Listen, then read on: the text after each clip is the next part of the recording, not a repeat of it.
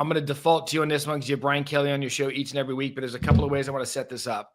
And I believe, here's what I believe with LSU. I believe that it is and should be one of the top 10 programs in the country year in and year out, no matter what. The past 3 coaches have won national championships. Nick Saban did so. Les Miles did so. Ed Orgeron did so. And in comes Brian Kelly. That's the 35,000 feet view, Paul. Where I think we might be having a little bit of a disconnect this year with what's actually going on in Baton Rouge. I think there was a lot of this preseason stuff with this team where Garrett Nussmeier comes back. There's a lot of momentum. Weeks is there held. Perkins is healthy. You're thinking Blake Baker, year 2, the defensive scheme, everything's going to figure out. But you look at the offensive line. There's true freshmen on the offensive line. They are inexperienced up front. Maybe, just maybe, they don't have a game stretcher like we're used to seeing. The year they had Malik Neighbors and Brian Thomas Jr. Maybe, just maybe, Paul, this year was a year that was always supposed to be like this, which in year 4, LSU fans don't want to hear because they're thinking Brian Kelly and his system and his recruiting should have taken root by now, but it didn't, and they got absolutely bludgeoned by Texas A&M, by their former strength coach. It was the story of the day in college football, and now there are screams and yells for Brian Kelly after their 49-25 loss. It is DEFCON 1 for Brian Kelly right now, Matt. And I say that as somebody who, you know how I feel about him. I talk to him every week before I talk to you on SportsCenter. And that doesn't matter, though.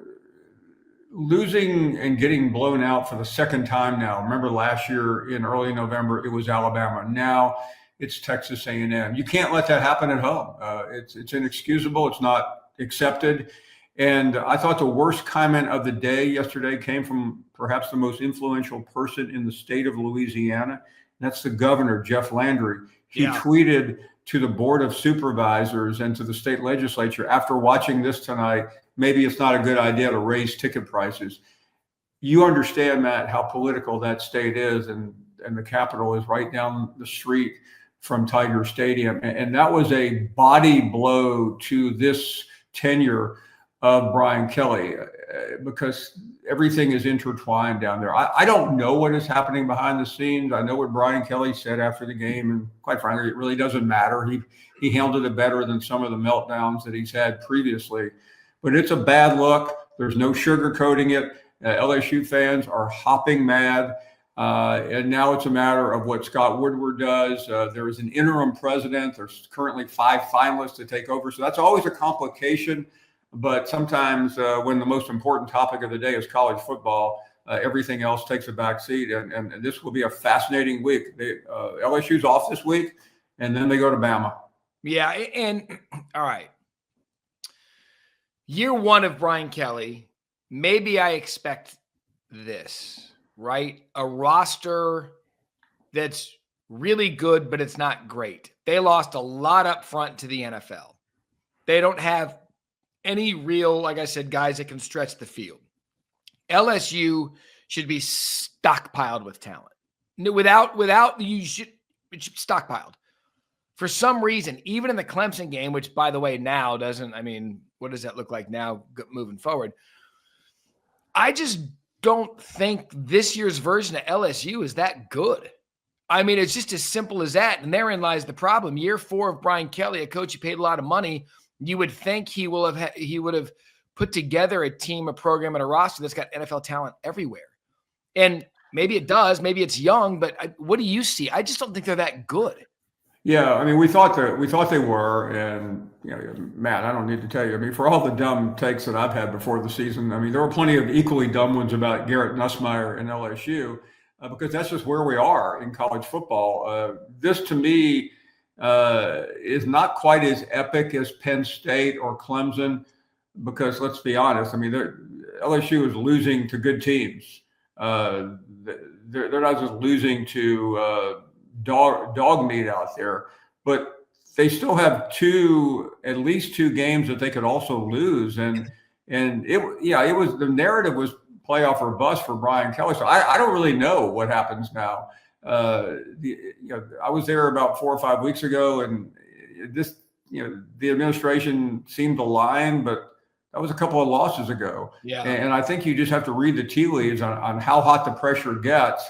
Can LSU afford $52 million? And the irony is that the team that beat them, that the guy that will be making the decision on Brian Kelly, Scott Woodward, was the one who brought Jimbo Fisher to Texas A&M in the first place. So he's well thought of, and he's hired a couple of national championship coaches in women's basketball and baseball.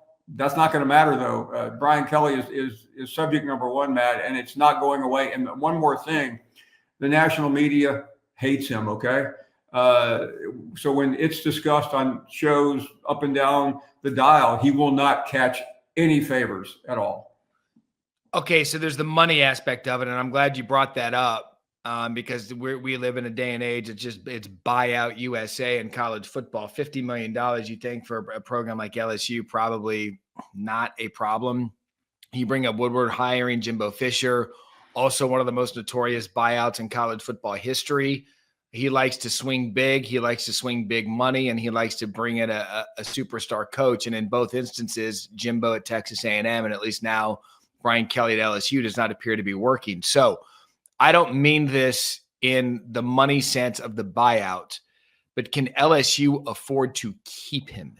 Is this something where you get through the season, you dive into this roster, and you just say, guys, maybe this is a case of Texas, who, by the way, is still in it, or Penn State or Clemson, where at the beginning of the season, we focused on the quarterback and said, oh, these guys, I mean, this is a national championship type roster, like we did with Arts, like we did with Cade Klubnik and Clemson, like we did with Penn State. And maybe just maybe they're just not good. And maybe they're just above average, and that's just what this team is. But when you start pumping people in the preseason with all of these accolades, there's nowhere to go but failure if it doesn't live up to these preseason. Is that possible? Matt, I've heard this a number of times in recent years when a program says we can't afford to fire him, and then you respond by saying what you just did. Can you afford to keep him, though? And right now, I think there's more pressure on can you afford to keep him. I don't know how you can explain it away. And while last night seemed cataclysmic, he has another opportunity or two. And I think should he go to Alabama and Oklahoma and let, I think I'm trying to remember. I think, both games are on the road, I believe. How do you explain away a 7-5 record when on Labor Day, Matt, a lot of people were saying on the network, I know I was sitting next to one, that LSU is the best team in the country. That was after the Clemson. So, I mean, that is the hard part to square. And Brian Kelly, he's from Boston. He's brusque for a lot of people in the South. He left Notre Dame by saying, I'm going to LSU to win a national championship, and Notre Dame played for a championship, and LSU hasn't come close. So those are, and then the thing that really gets him, and I think it's somewhat artificial, but it's a fact that the last three coaches at LSU have all won national championships. Nick Saban, fairly quickly, Les Miles, fairly quickly, and Orgeron, fairly quickly. The two of those three were fired. And so what do you do with Brian Kelly after 4 years? Yeah, look, it is one of those jobs we were just discussing it a minute ago that you get the right coach, given the talent in the area and the history of it with those other coaches. I mean, I don't know that we're wrong in here saying Brian Kelly's probably a better coach than Les Miles and Ed Orgeron. No disrespect to those guys, but they won the national championship. This one's going to be interesting. Is it possible? Another is it possible out of me. Is it just not a good fit? Are we realizing that maybe the infamous family bit at the introductory hello, we're here at the basketball game, is it possible that was a peek under the hood of it just not being a good fit? Could be. Listen, this is my part of the world, Matt, and sometimes fit matters. Now, as soon as you say that, some would argue, well, hey, what about Nick Saban? But Nick Saban's the outlier. He'd already won a national championship. You could put Nick Saban in California or Maine or Texas or Colorado. It just doesn't matter. When you're that elite, where you come from makes no difference. Brian Kelly's a little bit different. And I think part of what is going against him now is that he just put everything in front of him. He moved all the chips to the table. And I mean, he left Notre Dame. I mean, the year he left Notre Dame, they were ranked number 5 in the country, I think, in the final poll. That's right. They almost got in, but he didn't care. He wanted out. So, and he had his problems at Notre Dame too. So, I mean, I think if you're Brian Kelly's agent right now, you're probably trying to figure out, is there somewhere I can go? Because I still believe he's a good coach, Matt. I don't know anybody in the industry who says, that guy can't coach. You want this, you got that. No way, watch him walk right past you. Run fast while you have the chance. Don't speak, let him look right